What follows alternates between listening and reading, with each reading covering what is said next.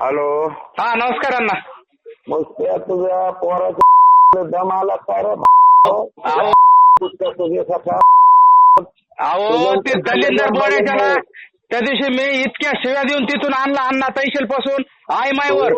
आता त्याने काहीतरी उद्योग केला, मी कपडे घातोस तर मारेल.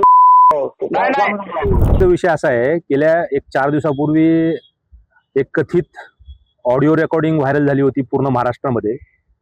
एक व्यक्ती, त्याला दमदाटी केली जात होती सुरेश धस यांच्याकडून, आणि ती दमदाटी संदर्भामध्ये ज्यांनी व्हायरल केली आहे, म्हणजे ज्यांनी हे सगळं भांडाफोड केला, त्या व्यक्तीवर खोटा गुन्हा दाखल केला आर्म ॲक्टचा.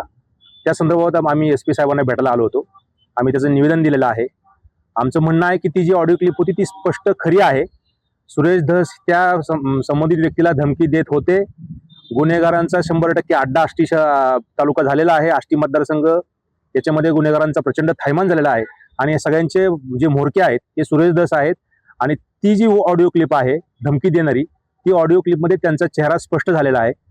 एवढंच यासाठी काही सांगायचं आहे. आणि तो जो कोणी व्यक्ती आहे की ज्याच्यावर संशय घेऊन व्हायरल केली ऑडिओ, तर त्या व्यक्तीवर खोटा गुन्हा रद्द करावा. त्याच्यावरचा जो आर्म ॲक्टचा गुन्हा आहे, तो आर्म ॲक्टचा गुन्हा त्याच्यावर रद्द करावा, ही मागणी करण्यासाठी आम्ही SP साहेबांकडे भेटायला आलो.